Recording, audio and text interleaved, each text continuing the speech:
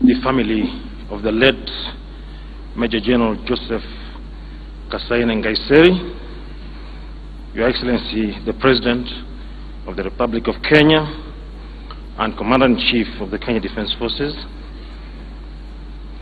Your Excellency the First Lady, Your Excellency the Deputy President, Chief Justice, the Head of Public Service, Governor of Nairobi, Cabinet Secretaries present, PSCs, Service Commanders, Generals, both serving and retired, all protocols observed, ladies and gentlemen, I stand here today on behalf of all the members and the family of the Kenya Defense Forces to send our most sincere and heartfelt condolences to the family of the late General Nkaissery. As you know, General Nkaissery started his life as a member of the Kenya Defense Forces, having joined the Kenya Army on the 30th of March 1972, and he served diligently for over 29 years. He held various command and staff appointments, rising to become the General Officer Commanding Western Command, and later became the Commandant Armed Forces Training College. He sought early retirement to pursue other political interests in 2002. But we caught up again with him when he went to Parliament, when he became a member of the Defense and Foreign Relations Committee, and later became an assistant minister in the Ministry of Defense, and thereafter a Minister of Interior.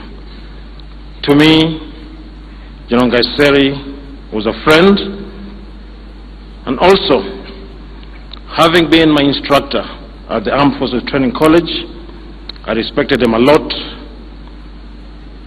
and I met him more than 38 years ago at the Armed Forces Training College.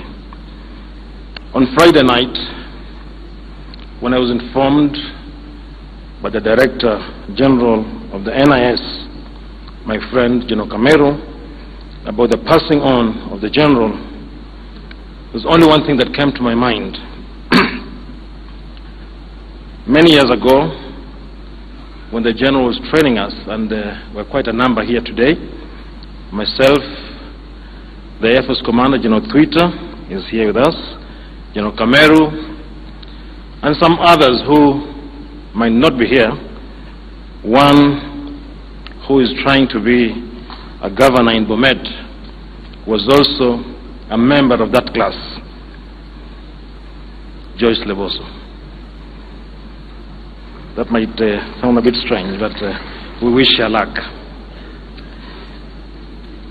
The Outward Bound Mountain School is in Loitoktok, and some of the things that we do there is going to see the grandmother. There is no grandmother, it is just a deep leap into some gorge. The other thing you do is to have a solo night. The solo night is a night that you spend alone in the forest. This particular day, General Nkaissery, who was my instructor, took the squad, about 12 of us, and you would walk in the forest, and you'll be left at intervals of about 1.5 to 2 kilometers. And you had to spend the night alone until the following day. This exercise is normally done late in the evening. And I remember that day when we started that solo night routine.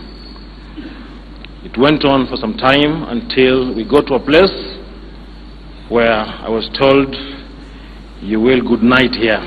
Not spend the night, you will good night here. The night entails that you don't make contact with anybody else around you. You have to stay where you are supposed to be, because that's where you're entitled to stay.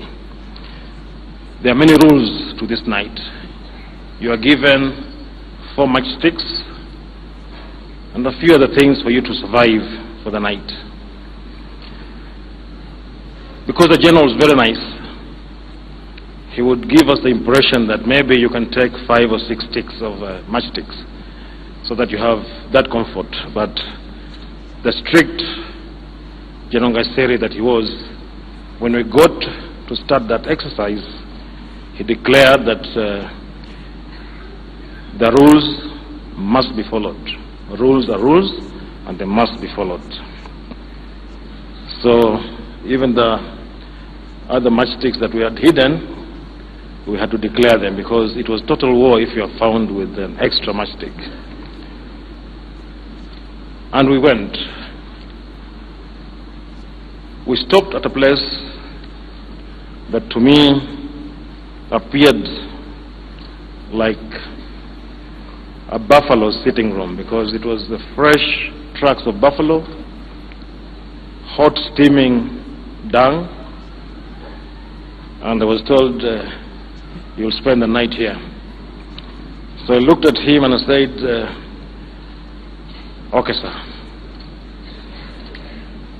And off they went. And the sun was going down very fast, and I thought to myself, I don't think I'll survive the night here, because this place is full of all the dung and tracks of buffaloes and all other animals. So I thought the first thing is to start your fire, because those are the survival tricks that were given, and you have 4 matchsticks. So I attempted to do that with the first 2 without any success. I said I'll pause now and think of something else. So as I walked around, I discovered a big tree, and on closer look, it was a miraa tree. So I thought maybe it's a good idea to sample some of this, and maybe thereafter things will work better. But on looking west, I realized that the sun was going down rather fast, and I had to go down, make sure that my bivouac was ready and my fire was alight. But I kept looking around, and I thought it was not going to be safe at all to try and do that. But because a cadet is supposed to be a tough man, I went down and tried to do my fire once again. And when I was doing this, it is when I heard that sound of somebody running towards where I was and shouting, "Arrow!" as he always used to call us. He told me, "Utakufa bure hapa wewe, toka!" He grabbed me and relocated me. We went another 1 kilometer, and he told me, "I think you will be safe here."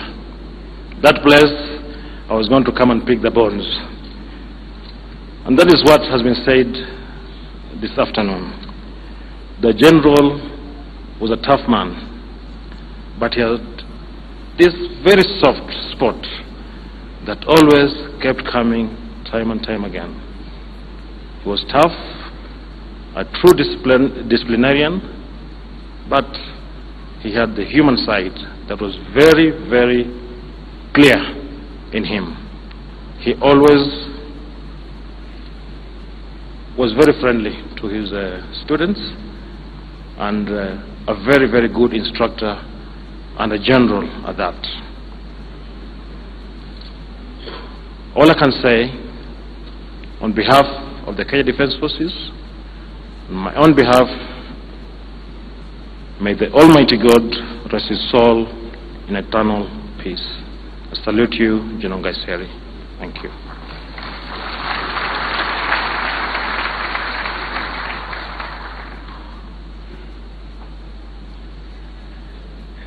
Thank you very much, our CDF, for that wonderful tribute. We appreciate. Mama, hasn't it been wonderful just hearing this?